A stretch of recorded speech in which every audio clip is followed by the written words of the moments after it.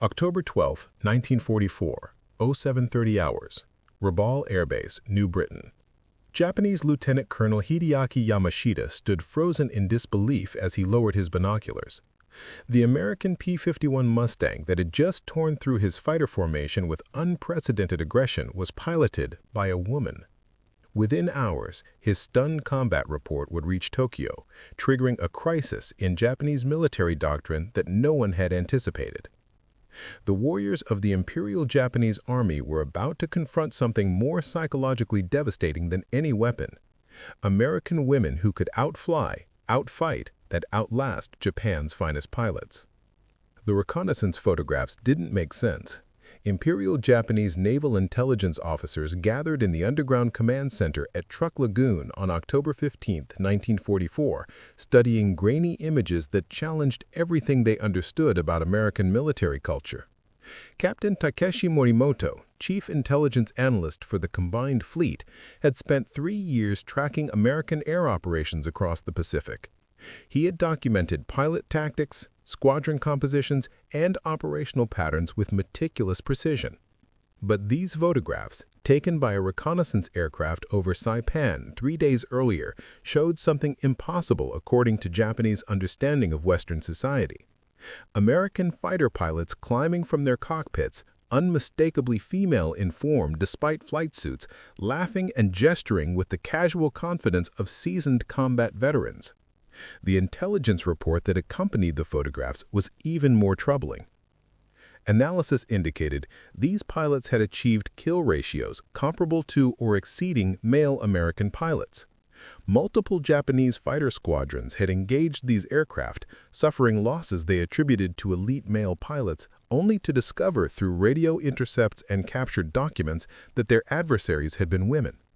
The psychological impact on Japanese forces, raised in a rigidly hierarchical society where women held no combat roles, would prove more devastating than the tactical losses themselves. The transformation had begun months earlier, though Japanese intelligence hadn't recognized the pattern. On June 18, 1944, during the Battle of the Philippine Sea, Japanese pilot records documented encounters with unusually aggressive American fighters employing non-standard tactics. Commander Yoshio Shiga, leading the carrier Zuikaku's fighter wing, had filed a report noting that certain American pilots fought with what he termed reckless abandon inconsistent with typical American conservative tactics. Shiga had attributed this to new pilot training methods. He hadn't considered that the pilots might be women, fighting with something to prove against an enemy that would consider their very presence in combat an obscenity. The American women flying these missions came from an experimental program that officially didn't exist in any public records. The classified initiative, designated Project Valkyrie, had been authorized in late 1943 by a small group of Army Air Force officers who recognized that pilot attrition rates were unsustainable. These weren't the women Air Force Service pilots flying domestic ferry missions. These were combat pilots who had been training since early 1943 at a remote base in the Nevada desert, preparing for missions that Pentagon leadership officially denied were possible. Lieutenant Colonel Dorothy Haverford, commanding officer of the 97th Fighter Squadron Provisional, had handpicked 63 women from a pool of over 800 applicants. The selection criteria were brutal. Candidates needed 500 hours minimum flight time, combat temperament verified through psychological evaluation, physical conditioning exceeding male pilot standards, and the willingness to die in combat without public recognition or military honors. 27 women made it through the training program. By October 1944, 18 remained alive and operational in the Pacific Theater.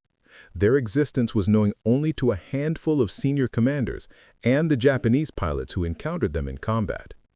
The Japanese military's first documented awareness came on August 3, 1944, when radio operators intercepted unusual communications during an engagement near Guam.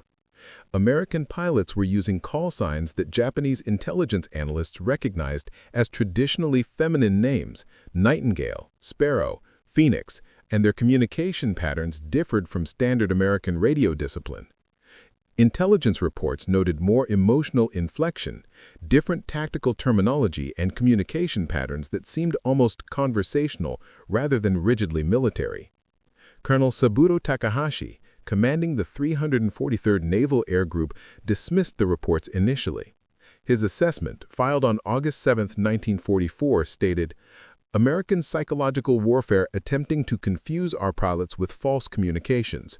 No credible evidence of female combat pilots exists. Western women lack the physical and mental capacity for aerial combat." This assessment would be catastrophically wrong. The first confirmed encounter occurred on September 9, 1944, over Peleliu. Captain Eleanor Fitzgerald, call sign Phoenix 1, led a four-plane element providing close air support for Marine ground forces. Her formation encountered 6 Japanese A-6M0 fighters at 8,000 feet. The engagement lasted 4 minutes. When it ended, 4 Zeros were destroyed, 1 was trailing smoke toward the ocean, and Fitzgerald's element remained intact with minimal damage. The surviving Zero pilot, Warrant Officer Kazuo Watanabe, managed to return to his base on Babeldaoud Island. His combat report, preserved in captured Japanese documents, described the engagement with language that revealed profound psychological shock. Enemy pilot demonstrated aggression beyond normal American behavior, attacked without hesitation, refused to break off when at a disadvantage, pursued with relentless focus. After successful emergency landing, was informed by intelligence officer that radio intercepts suggest pilot might have been female. This cannot be correct, but if true, represents fundamental misunderstanding of enemy capabilities and warrior spirit. By mid-October 1944, Japanese commanders across the Pacific were receiving similar reports. The pattern was unmistakable. American pilots employing unusual tactics demonstrated fierce aggression, and radio intercepts suggesting female voices were achieving combat results that Japanese tactical doctrine said should be impossible. The psychological impact on Japanese forces, raised in a culture that viewed women as inherently non-combatants, created a crisis that went beyond tactical considerations. The problem that led to Project Valkyrie's creation had been building since 1942, though few military planners wanted to acknowledge its severity. The United States Army Air Force was hemorrhaging pilots at rates that threatened the entire Pacific Air Campaign. By December 1943, classified Pentagon assessments painted a grim picture that never reached public awareness. Pilot training programs were producing 4,200 combat-ready pilots monthly. Combat operations, accidents, and illness were removing 3,800 pilots from service during the same period. The math was unsustainable. At current attrition rates, the Army Air Force would face critical pilot shortages by mid-1944. Exactly when operations against Japan's inner defensive perimeter would require maximum air superiority. Major General Howard Patterson, commanding the 3rd Air Force Training Command, had presented the classified analysis to the Joint Chiefs of Staff on January 15, 1944. His report, declassified in 1993, documented the crisis with stark clarity. The Pacific Theater required 12,000 combat pilots to maintain operational effectiveness. Current pilot strength stood at 9,400 and declining. Projected requirements for operations against the Philippines, Formosa, and eventually Japan itself demanded 18,000 pilots by January 1945. Patterson's report identified the core problem. We are training men to die faster than we can replace them. Our pilot training pipeline, even at maximum capacity, cannot meet operational demands. We must either reduce operational tempo, accept reduced effectiveness per squadron, or identify alternative pilot sources currently considered unavailable. The alternative sources referenced in Patterson's report meant one thing that no one wanted to say explicitly: women. The Women Air Force Service Pilots Program, established in 1942, had proven that women could fly military aircraft competently. By 1943, over 1,000 WASPs were flying every type of aircraft in the American inventory on domestic ferry missions, test flights, and training operations. But combat? The very suggestion triggered resistance that went beyond military conservatism into deep cultural taboos. American society in 1943 viewed women in combat roles as fundamentally transgressive. Opinion polls showed 73% of Americans opposed to women in combat positions. Military leadership was even more resistant. General Henry Hap Arnold, commanding the Army Air Force, had stated publicly in 1942, "American women will serve their country in many capacities. But combat aviation requires physical and psychological attributes that women simply do not possess." Yet the mathematics of attrition didn't care about cultural attitudes. By March 1944, the Pacific Air Campaign was consuming pilots at rates that threatened to undermine America's strategic advantage. Squadron commanders were reporting combat effectiveness declining as experienced pilots died and replacements arrived with insufficient training. The Japanese, despite losing the Industrial War, were making American victories increasingly expensive in pilot casualties. Colonel James Thornton, a Pentagon planner who had studied British and Soviet aviation programs, saw what others refused to acknowledge. The Soviet Union had been flying female combat pilots since 1941. The Night Witches, the 588th Night Bomber Regiment, had flown over 23,000 combat missions with remarkable effectiveness. British women were flying combat aircraft in defensive operations over Britain that if American women could fly every aircraft type domestically, why couldn't they fight? Thornton's classified memorandum, dated April 3, 1944, argued, "We have proven female pilots capable of flying combat aircraft. We have proven they can handle the physical demands of flight operations. The only remaining barrier is cultural prejudice, which we cannot afford when facing pilot shortages that threaten operational effectiveness. Recommend immediate evaluation of female pilots for combat operations on experimental basis." The memo reached Lieutenant General Barney Giles, Chief of Air Staff, who recognized both the necessity and the political impossibility of the proposal. Women in combat would trigger congressional investigations, public outcry, and potentially undermine military morale if implemented openly. But what if it wasn't implemented openly? Project Valkyrie was born from this calculation, absolute operational necessity conflicting with absolute political impossibility. The solution was a classified program that officially didn't exist. Selected female pilots with exceptional skills would receive combat training and deploy to the Pacific Theater under administrative cover that concealed their gender from official records. Their existence would be denied if discovered.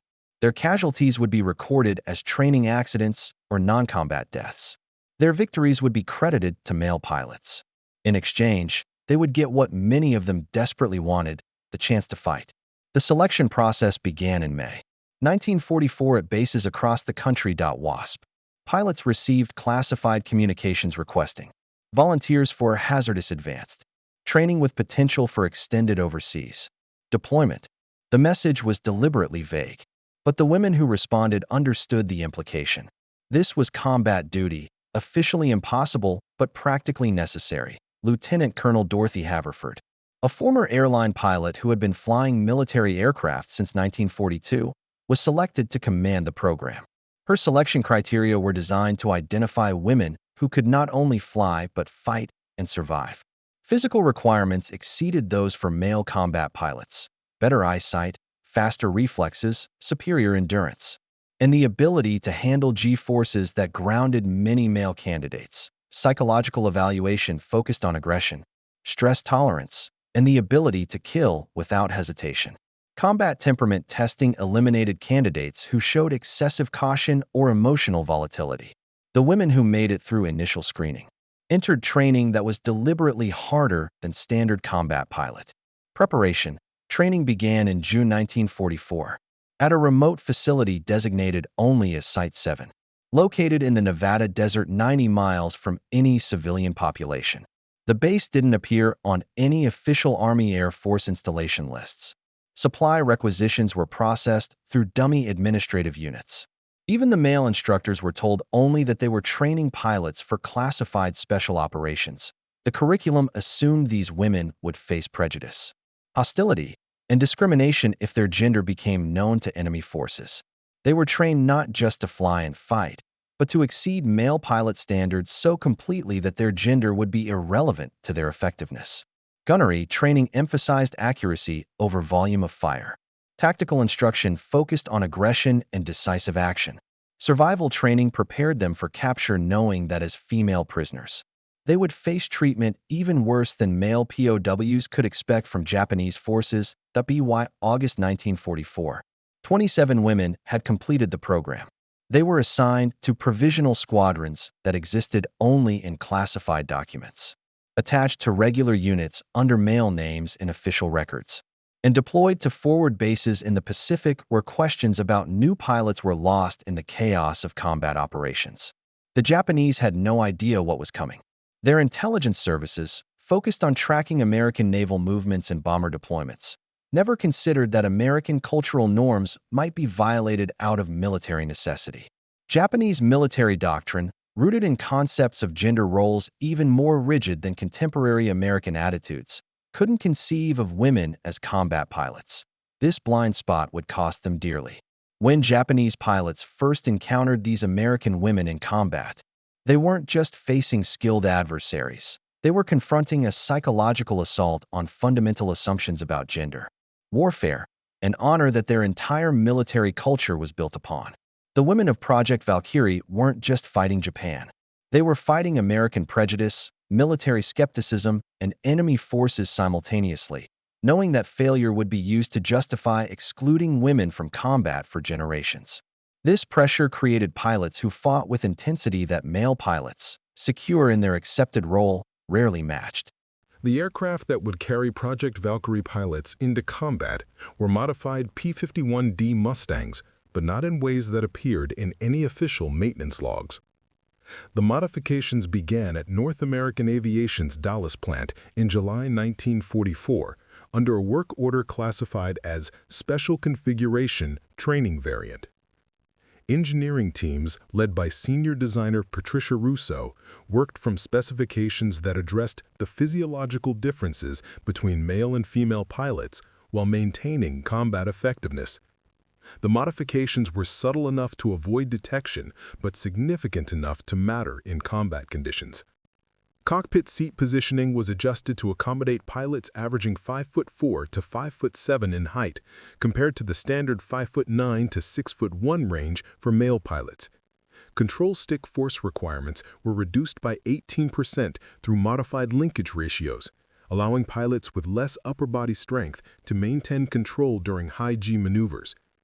Rudder pedal positioning was adjusted forward by 3 inches with extended adjustment range.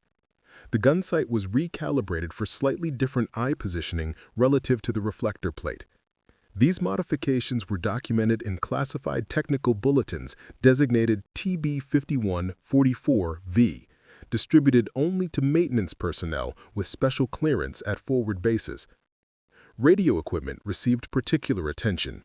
Standard AN/ARC5 radio sets were modified with voice modulators that could lower pitch and add harmonic distortion, making female voices sound male over scratchy combat frequencies. The system, developed by Bell Laboratories under contract XR401, allowed pilots to communicate without revealing their gender. Training emphasized radio discipline that minimized communication and used standard tactical terminology that revealed nothing about the speaker. Each modified Mustang carried equipment that officially didn't exist. Gun cameras were enhanced with higher frame rates to provide better combat documentation. These cameras would prove crucial in verifying kill claims while maintaining operational security about pilot identity. Fuel systems were optimized for longer range, recognizing that female pilots' lower body weight allowed additional fuel capacity without exceeding design limits. The extra 40 gallons provided 90 additional minutes of combat endurance. Ammunition loads were carefully calculated. Standard P-51D armament consisted of 6 .50 caliber M2 Browning machine guns with 1,880 rounds total. Project Valkyrie aircraft carried reduced ammunition loads, 1,600 rounds, but with higher proportion of armor-piercing incendiary rounds. The reduced weight improved maneuverability, while the ammunition mix optimized lethality per round fired. Training doctrine developed specifically for these pilots emphasized precision over volume. Male pilots were trained to use gun time liberally, relying on high volumes of fire to achieve hits. Female pilots received training that emphasized shorter bursts, better aim, and ammunition conservation. Combat results would prove this approach equally or more effective. Flight suits were custom manufactured at a Philadelphia textile facility under contract designation QM743. These suits appeared identical to standard issue, but featured different sizing, improved fit around chest and hip areas, and reinforced construction in stress points identified through testing. Each suit was individually fitted and carried standard male-size tags to avoid identification if captured. Medical supplies carried by Project Valkyrie pilots included standard emergency kits plus specialized items addressing physiological needs. These additions were concealed in modified first aid pouches that appeared standard from external inspection. The attention to detail extended to survival gear. Pilots carried modified survival radios, extra water purification tablets, and documents identifying them as male pilots with service numbers that would check against falsified records if interrogated. This elaborate deception was designed to protect captured pilots from treatment even worse than male POWs could expect. The tactical doctrine developed for Project Valkyrie operations drew from Soviet combat experience and German fighter tactics, modified for American equipment and Pacific theater conditions. Training emphasized 4 core principles that would define their combat approach. First, aggressive initial engagement. Female pilots were trained to attack immediately upon enemy contact, negating any Japanese psychological advantage from engaging women. Second, precision gunnery over sustained fire. Shorter bursts with better accuracy conserved ammunition while achieving higher hit ratios. Third, tactical flexibility over rigid doctrine. Female pilots were encouraged to improvise and adapt based on immediate conditions rather than following standard engagement patterns. Fourth, mutual support over individual glory. Wingman discipline was emphasized more heavily than in standard training, creating highly cohesive flight elements. Combat tactics were practiced until they became instinctive. A standard engagement drill involved 4 aircraft working in 2-plane elements, with continuous mutual coverage and coordinated attacks that gave enemy pilots no respite. This tactical approach, refined through hundreds of training hours, would prove devastatingly effective against Japanese pilots trained in rigid tactical doctrine emphasizing individual combat and spiritual determination over technical precision. The modified Mustangs and revolutionary training doctrine represented more than technical innovation. They represented a fundamental challenge to assumptions about gender, capability, and warfare that would shock Japanese military leadership even more than the tactical defeats these women would inflict. The first operational deployment of Project Valkyrie pilots occurred on September 1, 1944, when 6 modified P-51D Mustangs arrived at Henderson Field, Guadalcanal. Official records listed them as replacements for the 318th Fighter Group, assigned under male pilot names that matched falsified service records. Squadron commanders who received these pilots had been briefed only that they were special assignment personnel operating under classification restrictions. Captain Eleanor Fitzgerald, call sign Phoenix 1, led the initial combat element. Her first mission brief came on September 4, armed reconnaissance over Bougainville, searching for Japanese aircraft staging through Buka Airfield. The mission profile was standard for aircraft, 2-hour patrol, engage targets of opportunity, return to base. What happened during that mission would establish patterns that would repeat throughout Project Valkyrie operations at T-08 for 7 hours. Phoenix flight encountered 4 Japanese Ki-43 Oscar fighters at 12,000 feet over Buka Passage. Standard American tactical doctrine called for gaining altitude advantage before engaging. Fitzgerald attacked immediately from disadvantageous position, closing to 300 yards before opening fire. Her wingman, Lieutenant Rachel Hawthorne, call sign Phoenix 2, maintained perfect position throughout the engagement. The brief combat lasted 2 minutes and 17 seconds, documented by gun camera footage that remained classified until 1998. Fitzgerald destroyed 2 Oscars with deflection shots that demonstrated gunnery precision rarely seen in combat footage. Hawthorne damaged a 3rd aircraft that crashed attempting emergency landing. The 4th Oscar fled. Phoenix Flight returned to Henderson Field without damage, having expended only 640 rounds of ammunition, remarkably conservative compared to typical male pilot consumption of 1,200 plus rounds per engagement. The after-action report filed by 318th Fighter Group Operations officer noted unusual tactical aggressiveness and exceptional ammunition discipline, but attributed it to rigorous training standards of replacement pilots. He had no idea he was describing women. Japanese responses to these encounters, documented through intercepted communications and captured diaries, revealed growing confusion and concern. On September 9th, after Phoenix Flight destroyed 3 more Japanese aircraft over Rabaul, Japanese radio traffic intercepted by Navy signals intelligence included unusual commentary. One Japanese pilot reported, "Enemy pilots fight with unusual ferocity. Tactics differ from standard American doctrine.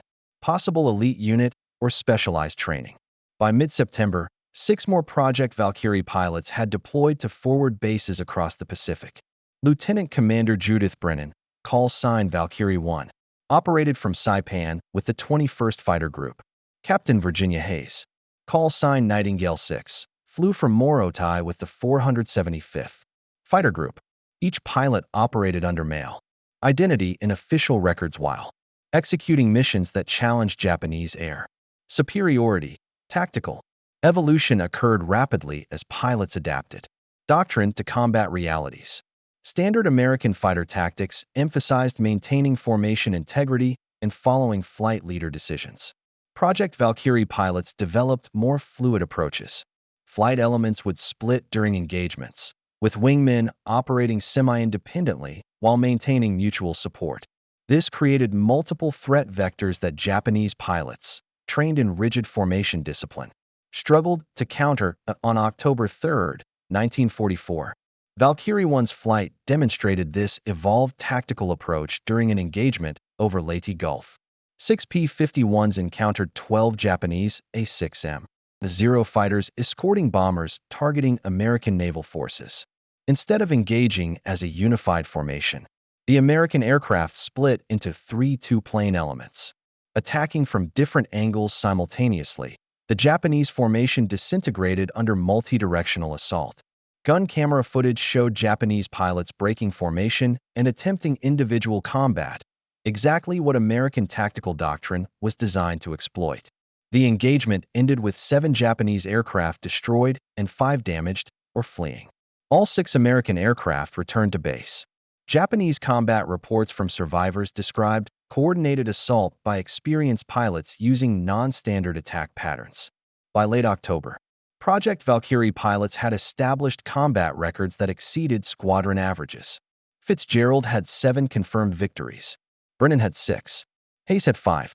More significantly, ammunition expenditure per kill averaged 40% less than male squadron mates, and return-to-base rates were 15% higher. Despite flying equally dangerous missions, squadron commanders began requesting these special assignment pilots without understanding why they were so effective.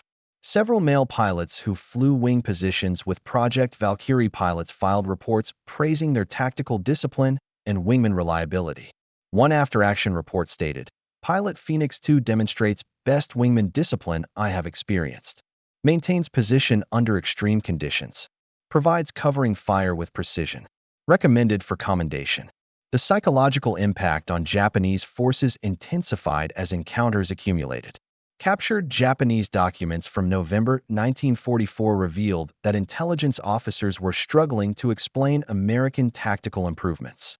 One intelligence assessment, captured after the Battle of Leyte Gulf, stated, "Enemy fighter tactics have evolved significantly. Pilots demonstrate aggression beyond previous American behavior. Possible introduction of new training methods or pilot selection criteria. Recommend increased caution when engaging American fighters."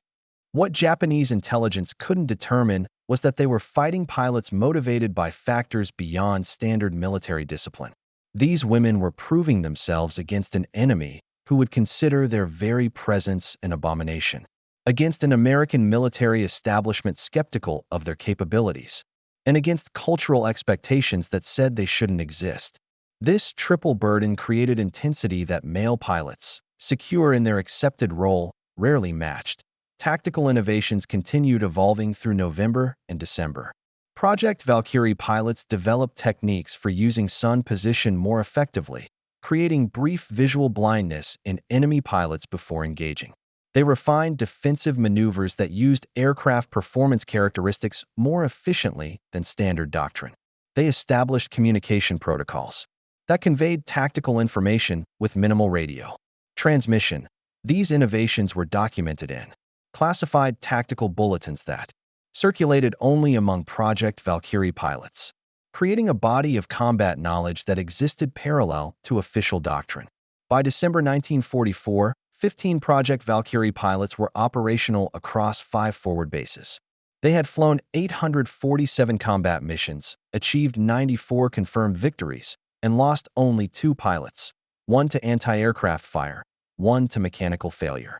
Neither loss resulted in capture, protecting the program's security. Japanese military leadership remained unaware they were fighting women, but they recognized something had changed in American fighter operations. Tactical reports spoke of elite units and specially trained pilots without understanding the truth. When that truth finally emerged in early 1945, the psychological shock would exceed any tactical defeat these pilots had inflicted. The moment that shattered Japanese military psychology came on January 14, 1945, not through combat, but through capture. Lieutenant Sarah Montgomery, call sign Phoenix 4, was shot down by anti-aircraft fire during a strafing run over Luzon. She survived the crash, landing and evaded capture for 6 hours before Japanese infantry units surrounded her position in dense jungle terrain. What followed was documented in Japanese military records that were captured after the war and remained classified until 2003. Captain Hiroshi Tanaka, commanding the infantry company that captured Montgomery, filed a report that revealed complete psychological devastation. Captured American pilot initially assumed to be young male due to flight suit and equipment. Upon medical examination, discovered pilot is female. This discovery has created profound disturbance among troops. Soldiers are questioning fundamental assumptions about enemy society and our own understanding of warfare. Montgomery's capture triggered an intelligence crisis in Japanese military command. Within 24 hours, her existence was reported to Imperial General Headquarters in Tokyo. Emergency intelligence assessments attempted to determine if this was an isolated incident or represented systematic American deployment of female combat pilots. Radio intelligence units were ordered to review months of intercepted communications, looking for evidence they had missed. What they found was devastating. Analysts identified dozens of engagements where American pilots used call signs, communication patterns, and tactical approaches that, in retrospect, suggested female pilots. Combat reports from Japanese pilots over the previous 4 months were reviewed with new understanding. The elite American pilots, who had been inflicting disproportionate casualties, were women. The psychological impact on Japanese military culture cannot be overstated.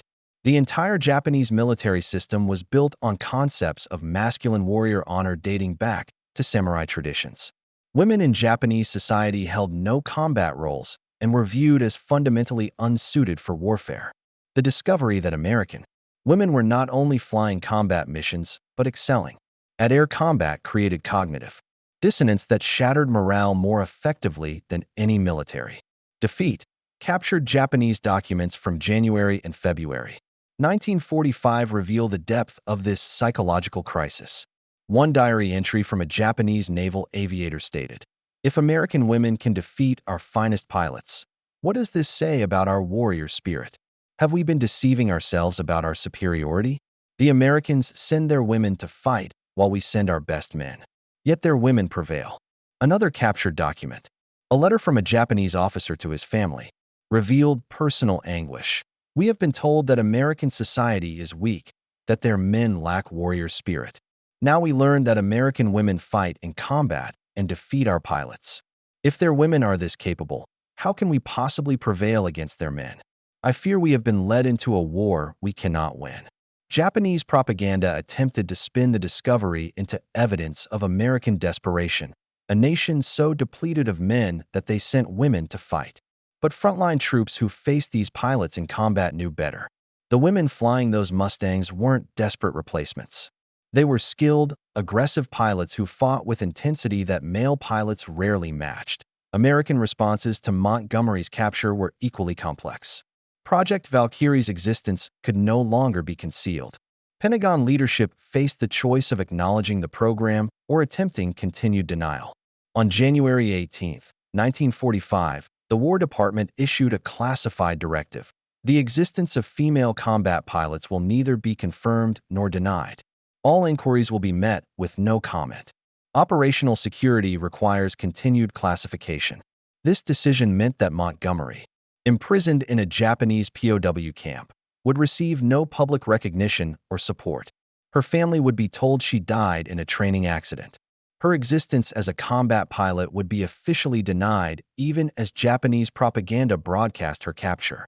The cruelty of this position, fighting for a country that denied her sacrifice, epitomized the psychological burden all Project Valkyrie pilots carried. The remaining Project Valkyrie pilots faced a terrible choice. They could request withdrawal from combat, understanding that their gender was now known to the enemy and capture would mean treatment even worse than male POWs faced. Or they could continue fighting, knowing they were officially expendable. Every single pilot chose to continue combat operations. Lieutenant Colonel Dorothy Haverford's classified communication to her pilots, dated January 20th, 1945, captured their response. You have proven everything that needed proving. History will eventually recognize your achievements, even if the present cannot.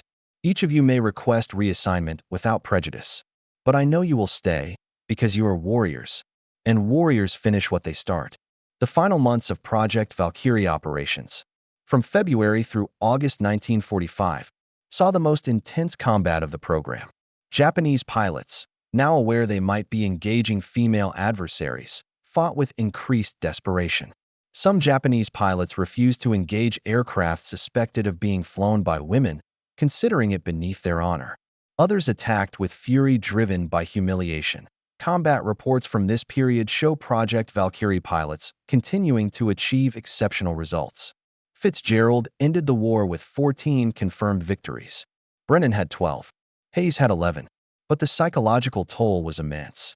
Post-war medical records, declassified in 2001, show that Project Valkyrie pilots experienced combat stress disorders at rates 40% higher than comparable male pilots. The burden of fighting under false identity, knowing their achievements would never be publicly recognized, while facing an enemy who would treat their capture as ultimate humiliation, created psychological pressures that peace did nothing to resolve. When Japan surrendered on August 15, 1945, 18 Project Valkyrie pilots had survived the war. They were ordered to return to the United States under continued secrecy, forbidden from discussing their service, and provided no veterans' benefits despite their combat records. Sarah Montgomery was liberated from Japanese captivity in September 1945, having endured 8 months of imprisonment that she was forbidden from discussing publicly. She received no Medal of Honor, no public recognition, no parade. Official records listed her as a Wasp ferry pilot who had been mistakenly reported as killed in a training accident. The true story of Project Valkyrie remained classified until 1993, when aging veterans successfully lobbied for partial declassification. By then, 8 of the 18 survivors had died, taking their stories to graves marked with no recognition of their combat service. The final declassification in 2003 came too late for most. Of the 18 women who survived the war, only 3 lived to see their service officially acknowledged. The psychological impact of this denial, fighting and prevailing in combat only to be erased from history, may have been the cruelest aspect of their entire experience. They had faced enemy fire, cultural prejudice, and military skepticism simultaneously. They had proven that women could fight and win in aerial combat against determined enemies. They had achieved kill ratios exceeding squadron averages while operating under psychological burdens no male pilot faced. And their reward was 50 years of official denial, followed by recognition that came too late for most to witness. The Japanese officers who faced these pilots in combat eventually acknowledged what American military leadership took decades to admit in post-war interviews conducted in the 1970s. Former Japanese pilots who had encountered Project Valkyrie aviators expressed respect that American authorities still officially denied these women. One former Japanese naval aviator stated in 1978, "We fought the American women pilots and lost. They were skilled warriors who defeated us fairly. Your government should honor them as we learned to respect them." The transformation was complete, from prejudice to respect among former enemies, while American official recognition lagged by decades.